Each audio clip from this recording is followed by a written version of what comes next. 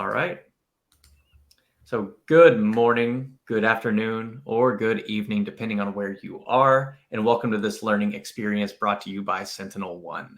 My name is Cody, and I'd love to welcome you back to Techstrong Learning for another exciting program.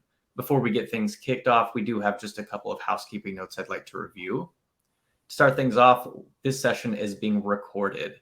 So if you miss any of our discussion, perhaps you'd like to rewatch or share with your team, you will be receiving an email with a link to access the recording on demand. You can also find it living on the Security Boulevard website after the fact, and we'll get it posted there as soon as we can. If you'd like to engage with us, there are a couple of ways for you to do so. The first option is the chat tab on the right side of your screen. So I see some of you have already started using it. So I'd like to see everyone let us know from where in the world you are tuning in. If you have any questions, please submit those to the Q&A tab. Sending your questions to the Q&A helps us keep track, and we do want to answer as many of your questions as we can today. So be sure to send those in early and often. We have a version of the slides available for download under the Handouts tab, so feel free to grab those at your leisure. And before we close things out today, we are giving away 4 $25 Amazon gift cards. So be sure to stick around to find out if you're one of our lucky winners. So our topic today is harnessing next-gen identity security solutions for today's threat landscape. I'm joined today by Joseph Salazar, Technology Marketing Engineer at SentinelOne, and helping us out on the back end and with Q&A, we have Michael Leland, Chief Cybersecurity Evangelist at SentinelOne. So Joseph and Michael, thank you both so much for being here. Joseph, do you want to go ahead and take the stage? Sure, thank you very much. And it's actually good timing for those $25 Amazon gift cards because it is Prime Day. All right, so let's go ahead and get started. As was mentioned, my name is Joseph Salazar.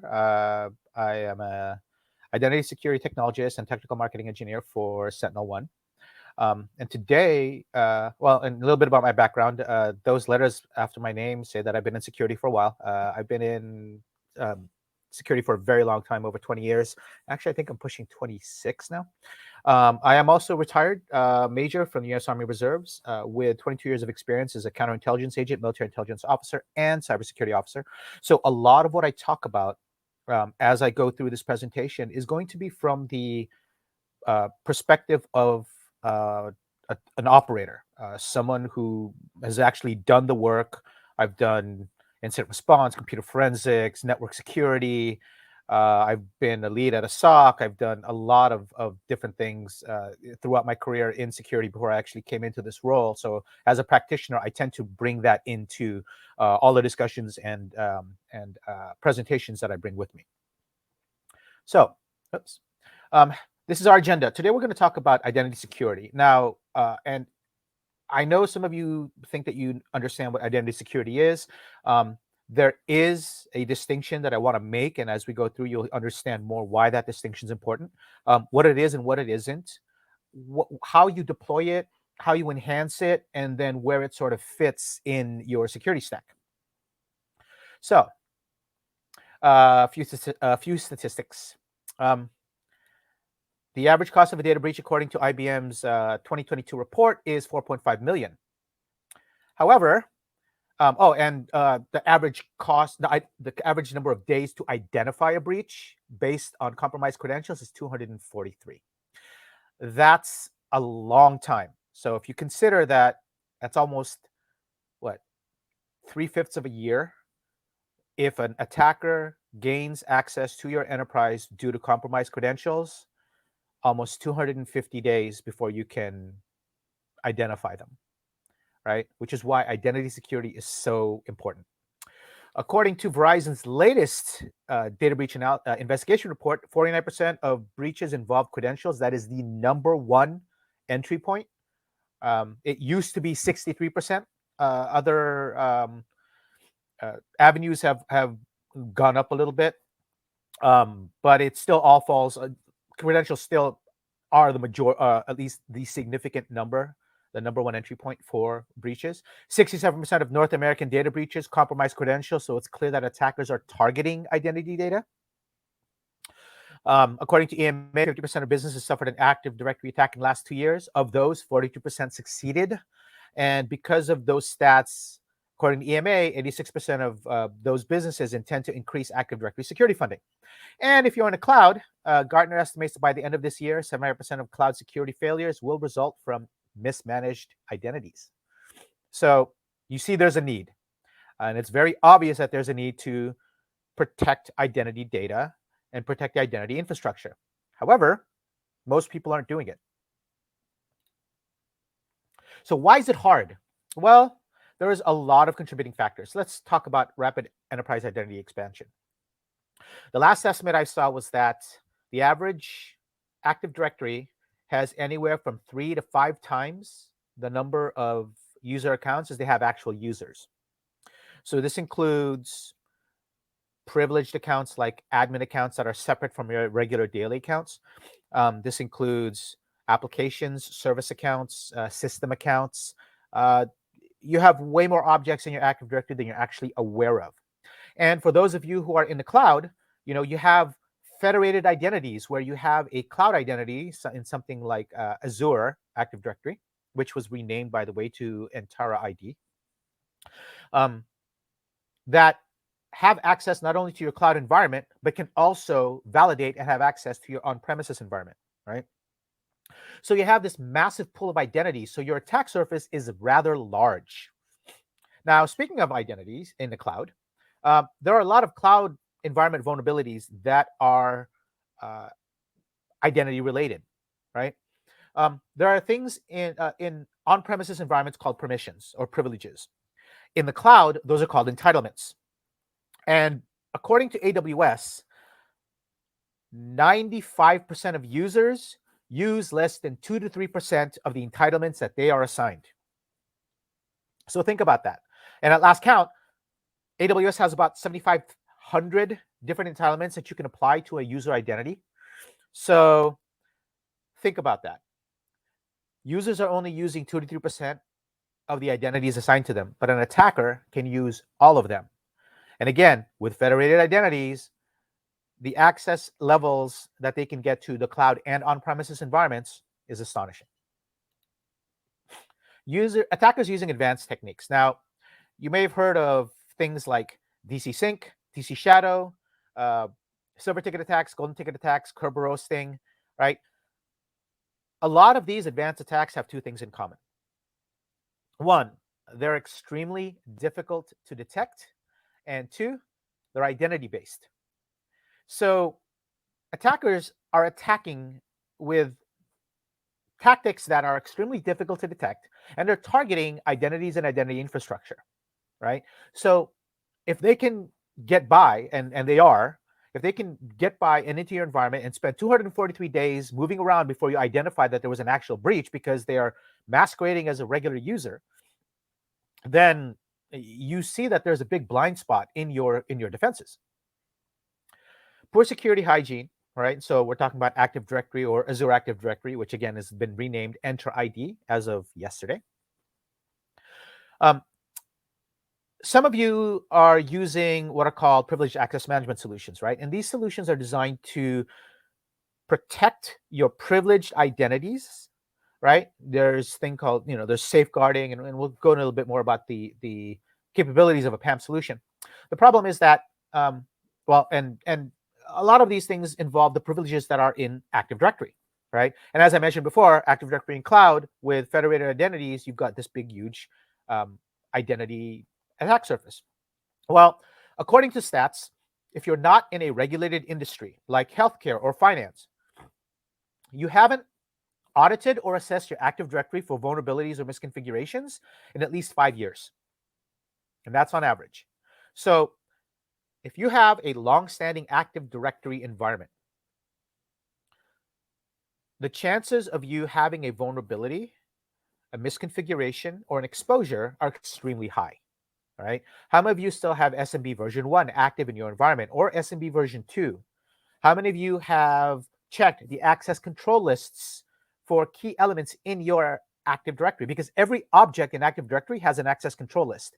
And you don't have to be a member of, say, the domain admins group if you're a member of the admin SD holder access control list, to modify objects in Active Directory, like the domain admins list or the enterprise admins list or the SQL admins. So for example, if I belong to, or if I have a user account that is in the access control list for admin SD holder, I can modify domain admins and add any user I want to that domain's admin group. And now I have full domain dominance. So if you're not doing regular hygiene checks on your Active Directory or your Azure Active Directory, your Entra ID, then you probably have exposures and misconfigurations that have been sitting around for a very long time, especially if you deal with mergers and acquisitions, right? Or any kind of activity where you're bringing in another Active Directory environment. And then talking about privileged identity management issues. I mentioned PAM earlier. A lot of issues with PAM come to the fact that most organizations don't have every single privileged account or accounts with privileged capabilities, privileged rights in their PAM, right? The way PAM works is you check out an account, right? It does an inventory of all your privileged accounts. It sets them so that you can check them out. They have a timeout, and then it changes the password. The problem is that they don't include things like delegated admins. Now, delegated admin is a user that has special privileges assigned to it, delegated to it, so that they can, for example, reset an account password or unlock a locked account. And they usually do this for operational issues. Excuse me, I've got a cold. Anyways, and so the problem is that most PAM solutions do not have delegated admins as part of their protected accounts as a privileged account. And so you may cover some of your privileged admins, but not all. So what is identity security? Well, according to a lot of working definitions, right? It's a category of security controls focused on securing your identity data, that's your credentials and passwords, and your infrastructure, like your Active Directory, right? This is very specific. So identity security is really only focused on credentials and passwords and identity management infrastructure like Active Directory or LDAP. Notice I didn't say anything about IAM. So the current security strategy for protecting identities comes down to two things: access protection and endpoint protection. Access protection is all about access management. This is your IAM, this is your PAM, this is your IGA. This is about authorizing identities, limiting access, and managing those privileges that you assign to those identities.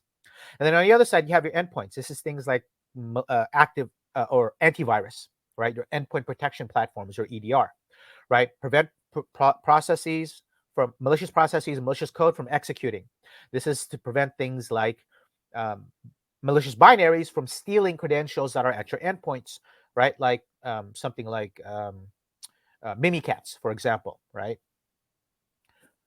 But those don't actually protect the identities themselves, right? And that's that identity security gap. And that gap is what identity security is designed to cover. And this is meant to reduce your attack surface. So, it's going to reduce your risks, and then it's going to detect any attacks based on residual risk. Think of it as you would your regular security strategy. On the one hand, you want to reduce your risks to a manageable level. And any residual risk, you want to have detection solutions so that you detect anything that targets those risks, right? Same thing for identity security. Think of it as reducing risks just for your identities and identity infrastructure, and then detecting attacks that only target your identities and your identity infrastructure. That is identity security. So let's talk a little bit about how this comes into play. I'm going to give you an example of a real-world attack that's happened. This happens many times, where I can use your Active Directory to spread ransomware. So part of my job when I was doing security was pen testing and red teaming. And so one of the things that I like to point out is that if I was ever able to gain access to a valid identity, I never failed to break into a system, to a network.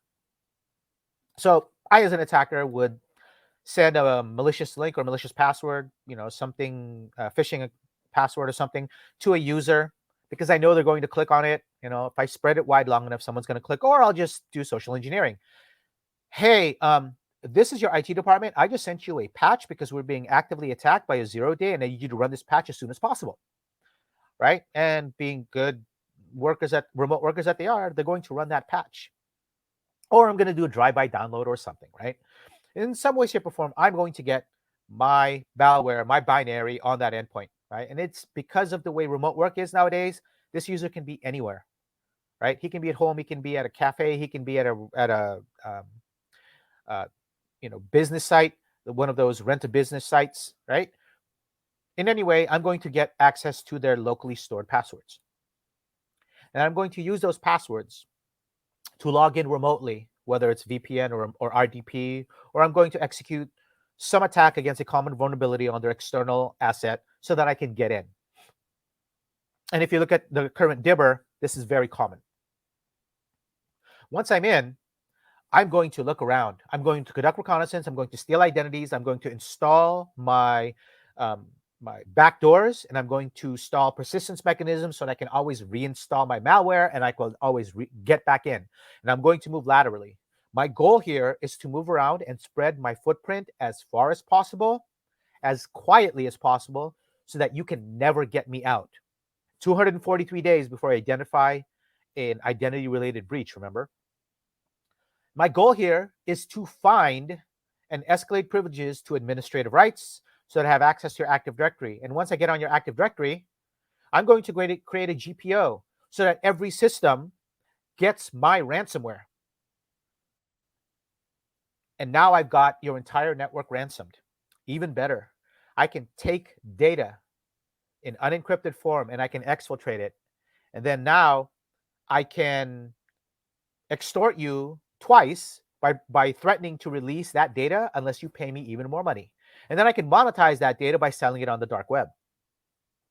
So you see, a simple identity-related breach can cascade into massive costs for you as an organization.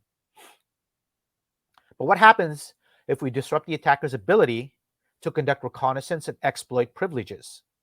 What happens if we can redirect attacks to non-production assets or decoys? You do either of these two things, or you do both of them, the attack gets stopped in its tracks. So let's talk about what identity security isn't. This is what you think about, and I know this is what you thought about when I mentioned identity protection solutions, identity security. IGA, IAM, and PAM. And we'll get into a bit about what these actually do, right? But in summary, IGA is about audits.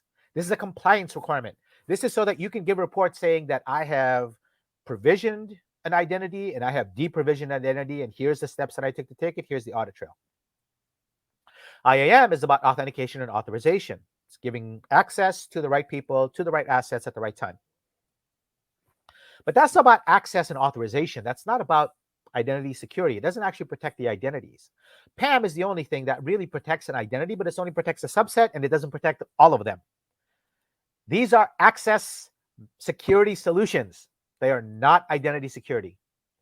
What we talked about and identity security is covered by two aspects. That is identity attack surface management, identity risk reduction. This is manage and reduce your identity attack surface, primarily your Active Directory or Azure Active Directory.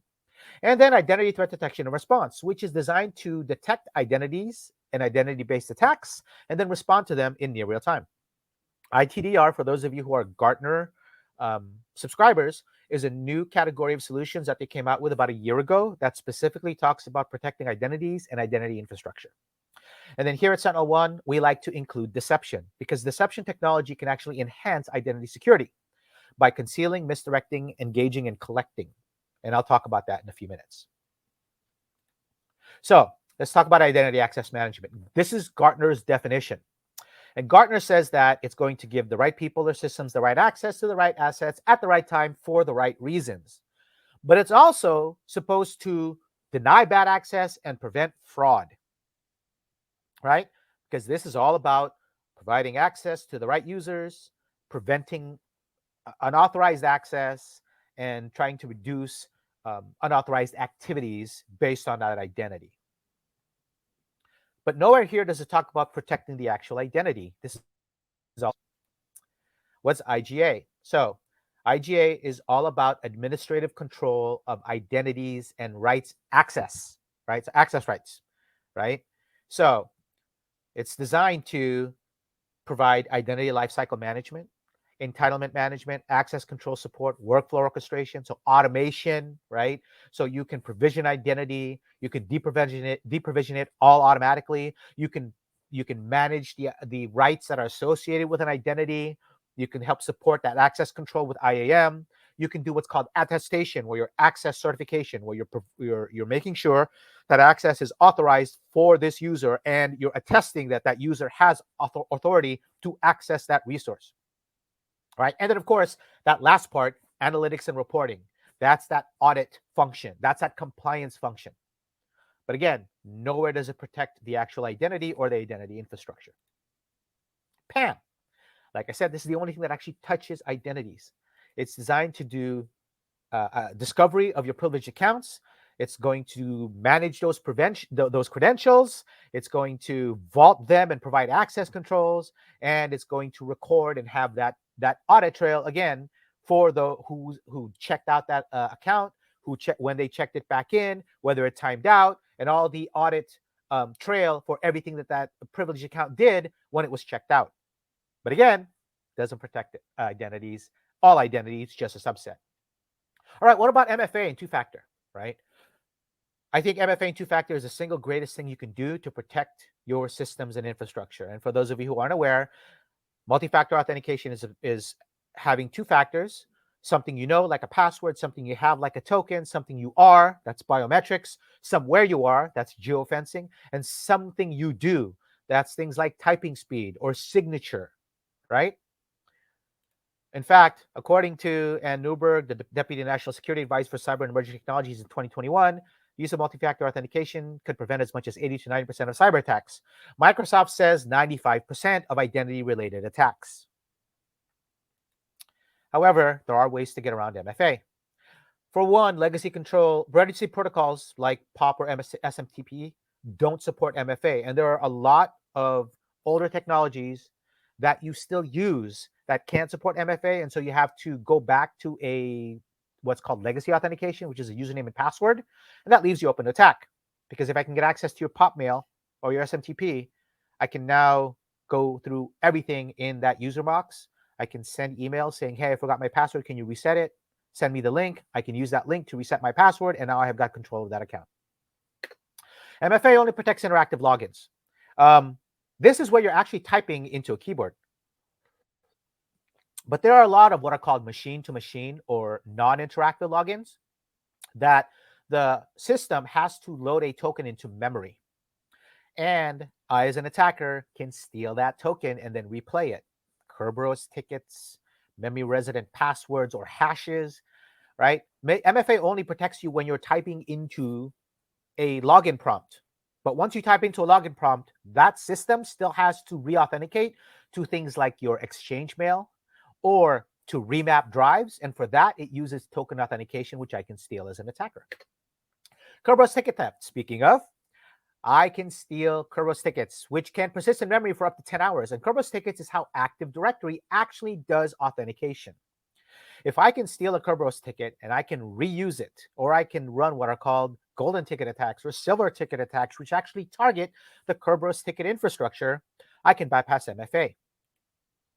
Session hijacking. This is mainly browser-based, but a lot of your users use your browser for things like Slack, right?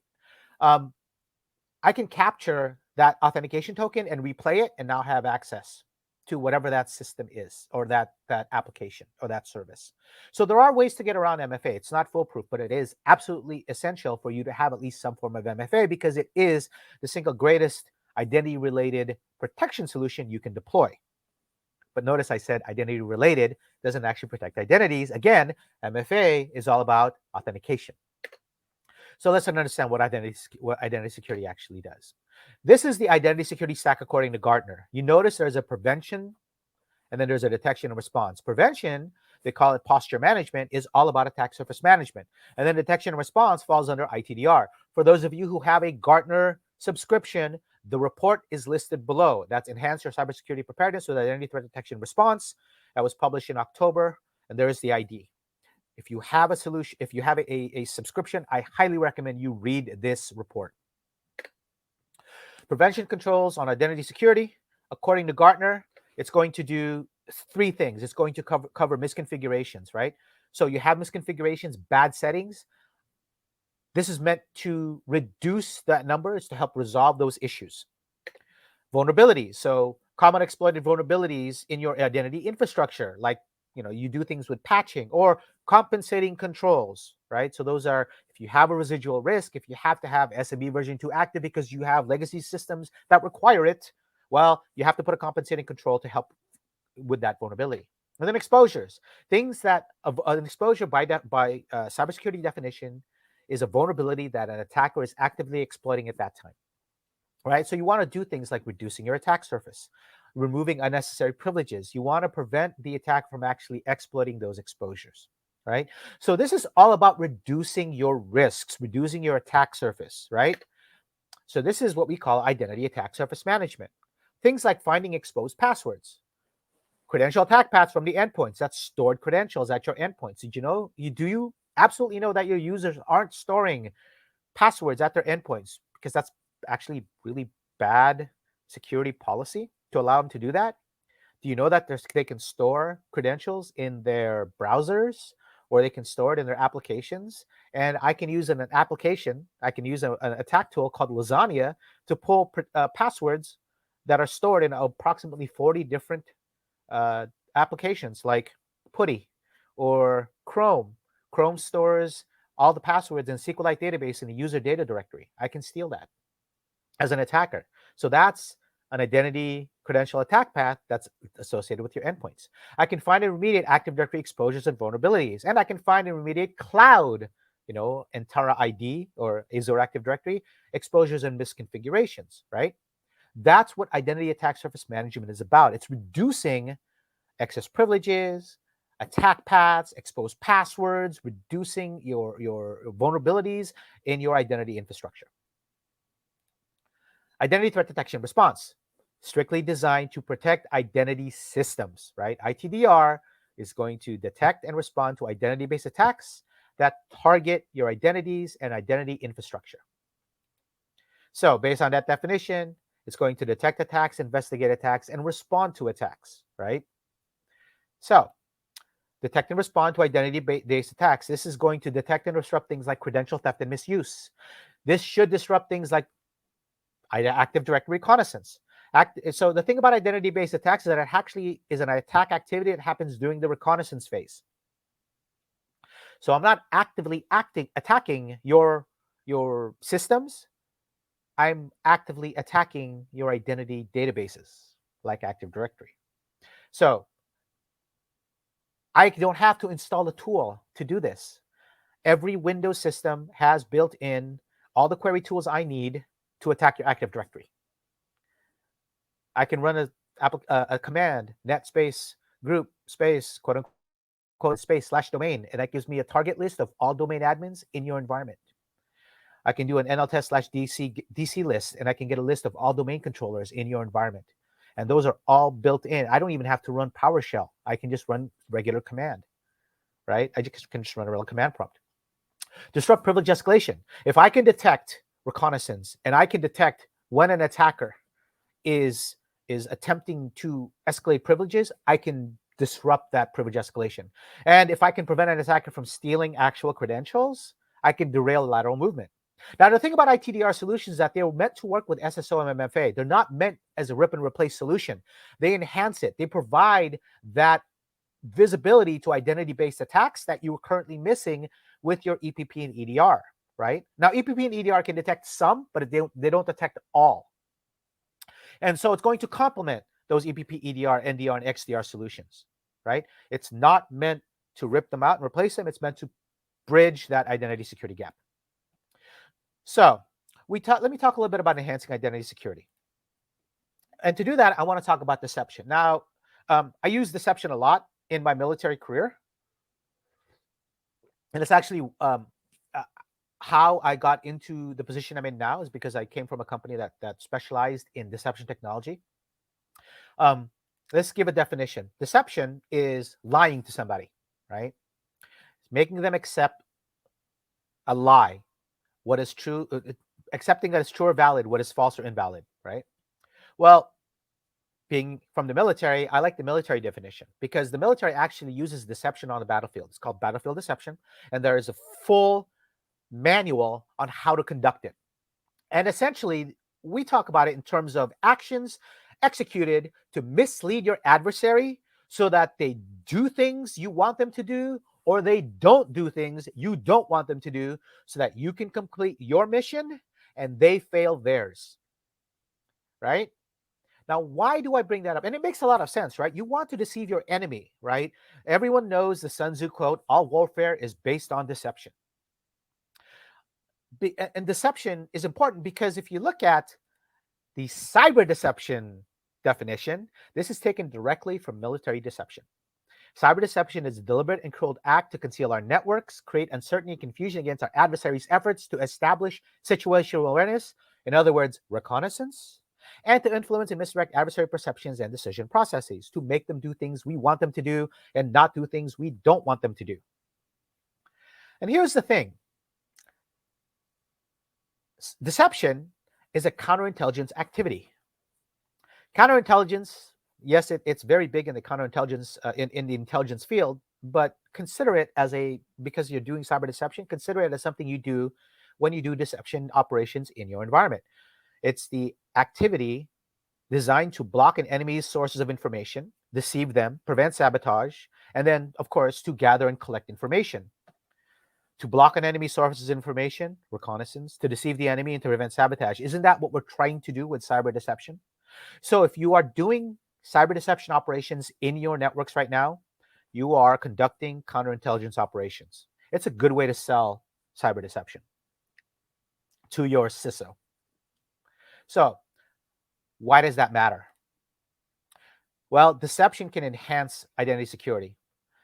You're using counterintelligence tactics to prevent data gathering. If an attacker queries Active Directory and I give him fake data, is he getting anything useful? If I can conceal the real data, if I can hide the domain admins group list and give him fake data in its place, can he do anything with that data? Not against your operational environment. If I can misdirect that user, that attacker, using that fake identity data to a decoy asset using bait and lures, I am misdirecting them or redirecting them from your production assets into a decoy. I am protecting your network.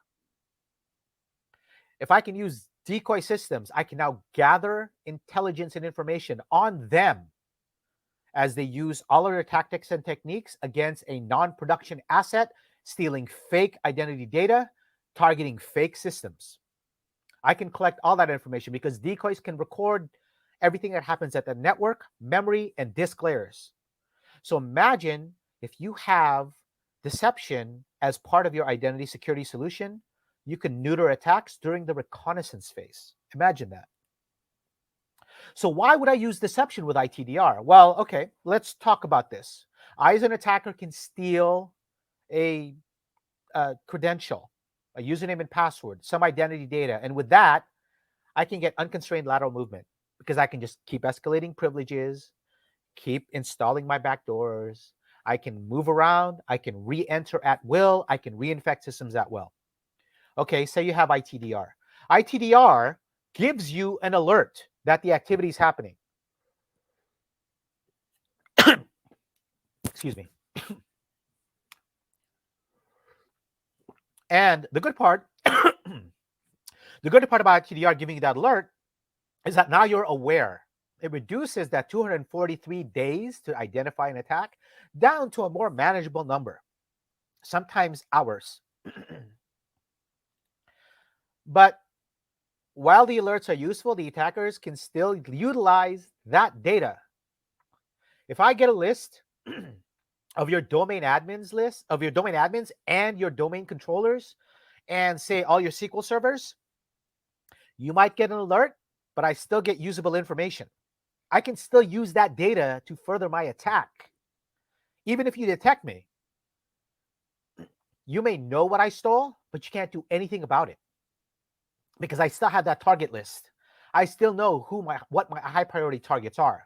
I can still do things with it. With deception, now I can prevent lateral movement, because now I can prevent the attacker, you can prevent me from gaining valuable operational identity data that I can reuse. And more importantly, you can redirect my attacks and my attack activity to decoys instead of production assets. So now, not only are you preventing me from attacking with and making use of those stolen identity data that I've gotten, but you can prevent me from attacking production data by redirecting me to some non-production asset, to a decoy. Oh, and by the way, you can collect everything that I do. So where does identity security fit in the stack? Well, let's look at the attack timeline and see where this makes sense. Most users, most organizations want to detect attacks as soon as possible, right? It's called shifting detections left. The sooner you detect an attack, the less damage the attacker can do. 242 days sounds like a lot, right? So most users, most organizations have standard prevention mechanisms. This is file-based malware detection. That's a signature or a hash, right? That's going to detect a good chunk of malware, right? But the way it works is you have to have a file hash or a signature to detect binary, right? The standard prevention mechanisms, antivirus, or maybe a firewall. But if you don't have a hash, if you don't have a signature to detect that bad traffic or detect that malicious binary, you can't do detection. And I, as an attacker, I just have to change that signature and my binary gets through. So you go to the next line of defense, which is behavioral detection mechanisms. This is things like anomaly detection, you can detect fileless exploits, LOLBAS, that's living off the land, binaries and scripts, right? This is designed to detect malicious behavior by detecting deviations from what it considers standard behavior. But the way these behavioral mechanisms work is it sits and it creates a baseline of what it considers normal behavior, what you consider normal behavior. And then you have to define deviations from that baseline, right? What is considered a deviation, what is considered okay, right? So that range of deviations is where it does its detection. The problem is that if you create these deviations, if you create this threshold too high, you get false negatives. If you create it too narrow, right, too wide, you get get false negatives. Too narrow, you get false positives. You get behavior that's detected as malicious when in fact it is okay behavior. So this tends to be very noisy, and tuning is a pain. Now there are some organizations that are attempting to use AI to help tune, but still that tuning is going to take a while. Okay, but between the two of these, you get pretty good detection rates, right? But you're not going to detect all. And you're certainly not going to detect a lot of identity-based attacks.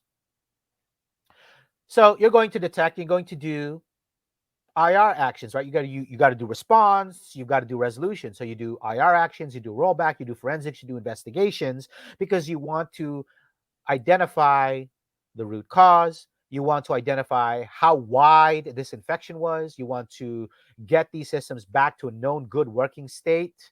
And you want to make sure that you've eradicated the infection. So you're going to spend a lot of time doing this, and you're going to spend a lot of time in investigations, right?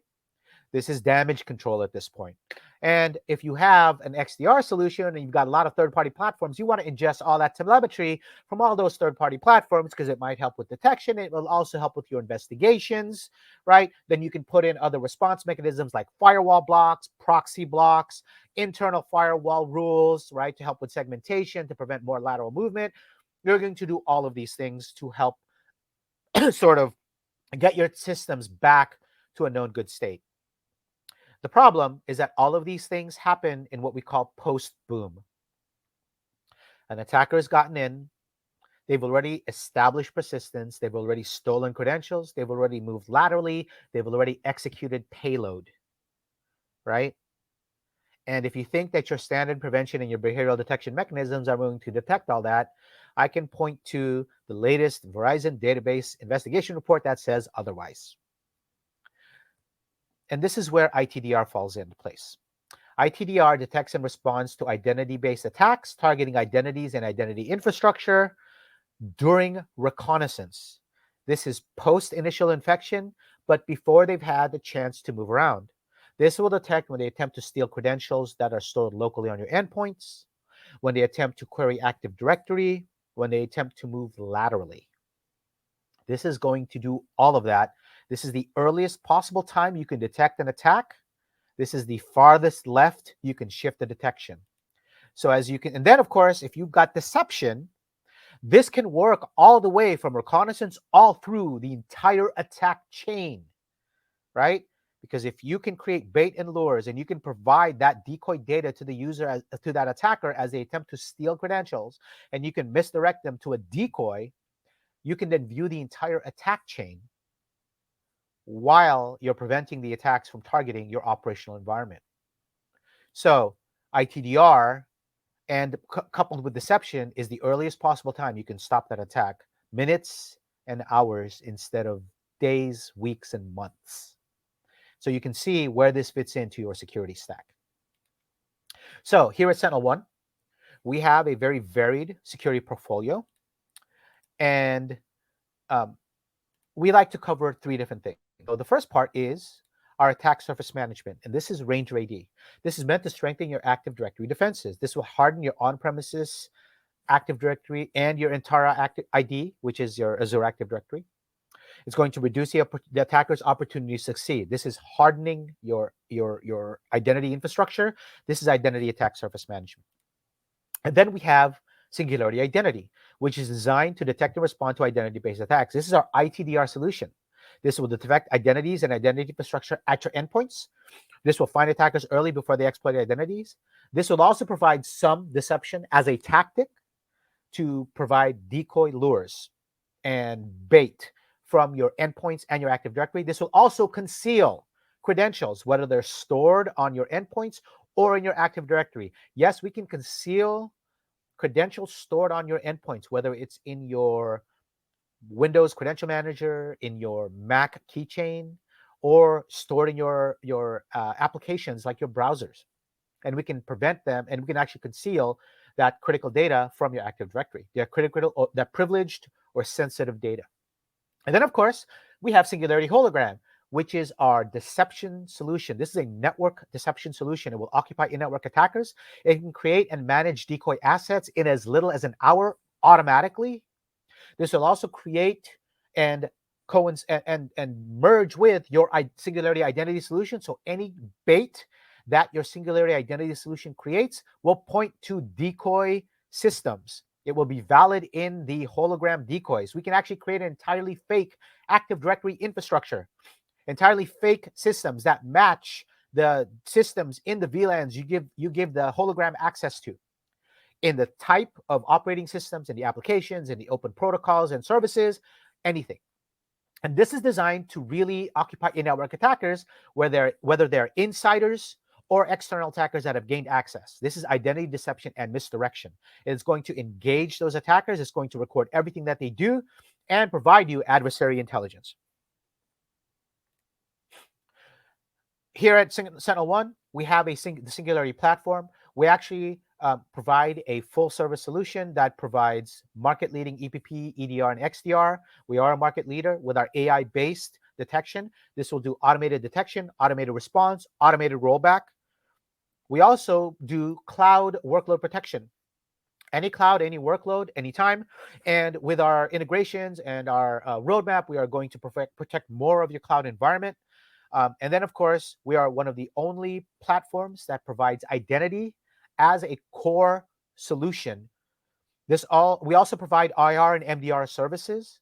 So yes, we can do managed detection response. We can also do incident response with our vigilance products and services. And this all sits on top of a security data lake. Now, this security data lake is unique because all of our sensors feed the security data lake, and all of it is available for you to query using a natural query language, which we announced at RSA. Basically, all of our sensors, all of our data can come to you as one alert with all the telemetry across all of our sensors. That security data lake you can query using natural language. For example, you can type, show me all of the systems in my upstate New York office that have a malware alert in the last 5 minutes. It will craft that query and give you the results across with all the telemetry across all of our sensors. Oh, by the way, all of our partners also feed into that same security data lake. We have a very strong partner marketplace. We can also ingest any data from any source. If it's even as simple as syslog, we can pull it into the security data lake, and you can query across that entire data set. We're the only platform that provides you that much visibility that easily. Are there any questions? I'm open to questions right now. Please use the Q&A function. And if there's anything else. Now, there's a question that came up, and I'm going to answer it because it is really important. What is the difference between deception and honeypots? Honeypots is like first-gen deception. It's like the earliest forms of deception. When we talk about deception, we talk about decoys. And decoys is more about just a honeypot. Now, when I was doing pen testing, one of the first things I would do when I got onto a system is I would check if I was on a honeypot. And the way to check if you're a honeypot is to enumerate Win32 System 32 DLL cache. That folder should go 15 to 30 layers deep. If it doesn't, I know I'm in a decoy and I disengage. I'm in a honeypot and I disengage, right? Because honeypots, there are 3 different types of honeypots. They're low interaction, medium high interaction, and then what are called bare metal honeypots. Right, a bare metal honeypot is basically a sacrificial system. You create an entirely base system, golden image, whatever, and then you make that an attackable system, and you use that to record. You just put in some key recording system capabilities at the root level, and you record everything that happens, and that's a sacrificial system. That's a bare metal honeypot. High interaction and low interaction. Most honeypots like HoneyD are low interaction. They can only give you a certain amount. They give you a nice convincing facade, but if you dig too deep, you know that it's fake. Very few systems can actually do high interaction. Our decoys, if you want to talk about it in raw honeypot terms, are high interaction decoys because they're actually full operating system VMs with a full layer, full stack, applications, operating systems, everything. So when we talk about decoys, right, we're talking about a generation beyond a honeypot. And deception, remember, deception is 2 things. It's a tactic and a technique. Deception tactics are using things like lures and bait. It's lying, right? It's deceiving. Deception technology is the actual deception infrastructure. That's your decoy networks. That's your decoy systems, right? So it's much more sophisticated than just a honeypot.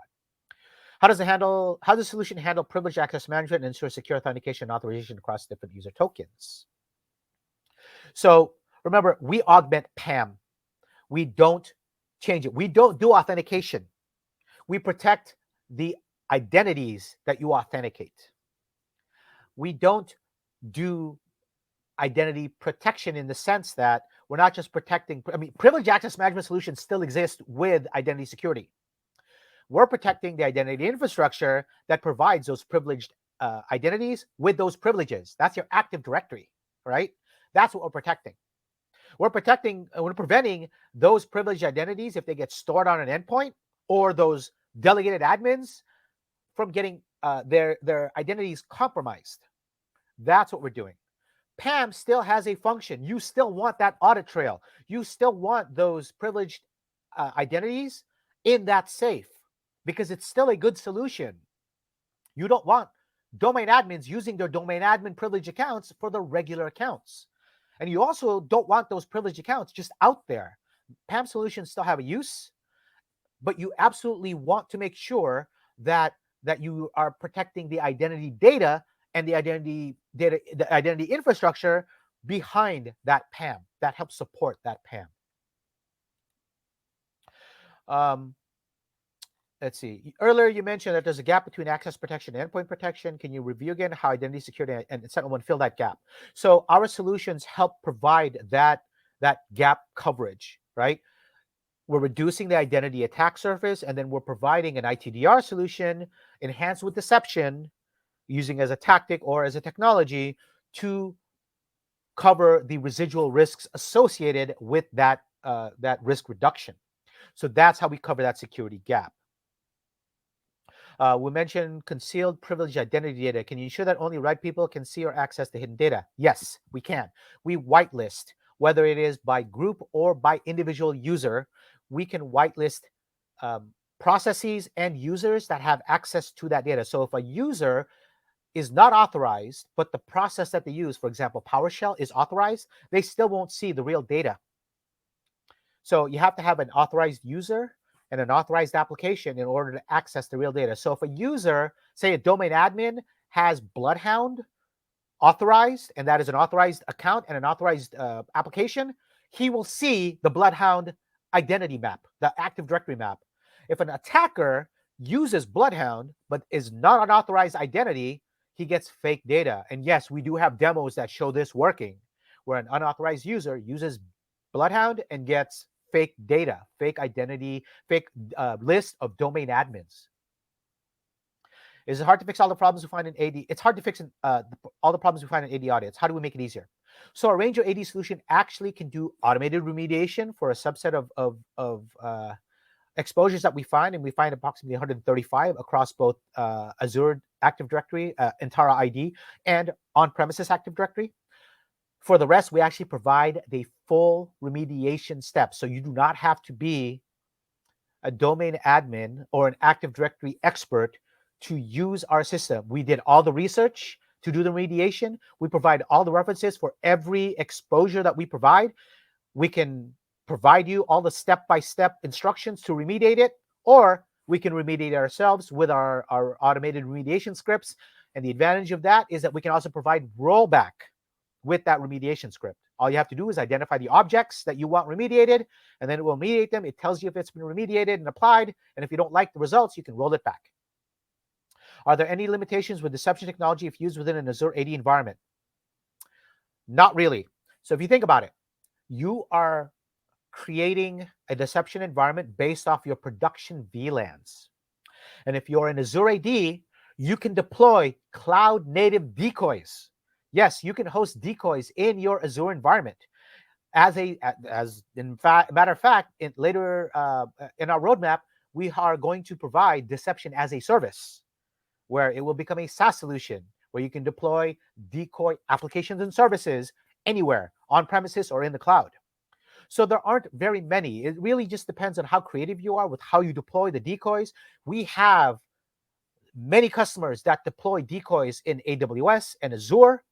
Our Azure AD, we can create decoy accounts if you want to do that. We can create decoy Active Directory environments that can tie in to your Entara ID with federalized IDs. So it just really depends on how creative you are. We've got very extensive customer deployments with deception where they have created entirely fake Active Directories, entirely fake networks.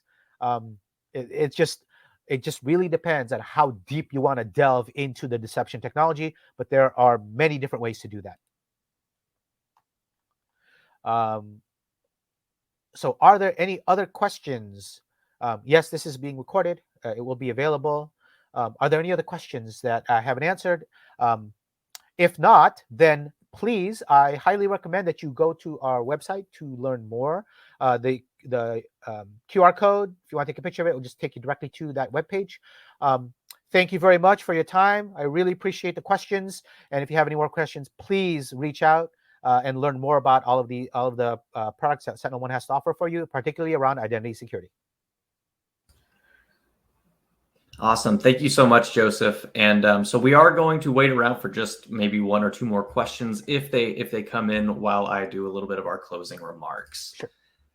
So I just wanted to thank everyone for joining us. Quick reminder that this session was recorded. You will be receiving an email with a link to access the recording on demand. And of course, it will be living on the Security Boulevard website where it can be found. Be sure to look in the on-demand section and it will be waiting for you. The 4 winners of our $25 Amazon gift card drawing are Winnie W., Peter H., Nasser G., and Rosa H. So to our 4 winners, congratulations. You'll find an email in your inbox in the next 48 or so hours. Just be sure to keep an eye on that. If you don't happen to see that, check your spam folder just in case it happens to get filtered out. All right, Joseph, I'm not seeing any more questions, so we can go ahead and shut things down. I really appreciate you joining us. I appreciate Michael with your help with the Q&A on the back end. Joseph, do you have any closing words before we officially take this off the air? Please come and see us at Black Hat. For those of you who've seen us at other shows before, we have the Tree of Life. It is one of the most signature displays in Black Hat. So if you're going to be at Black Hat, please stop by. We have many product tours of some of the things that I've talked about today, as well as all of our other solutions, and we hope to see you there. Awesome. Well, Joseph, thank you so much. I'd like to thank SentinelOne for sponsoring this program today, and to everyone here in the audience. Thank you so much for joining us. We really appreciate you spending time with us on Techstrong Learning, and we do just want to ask for one extra moment to fill out a brief survey that will pop up as soon as we close out of this. You should be funneled right into it.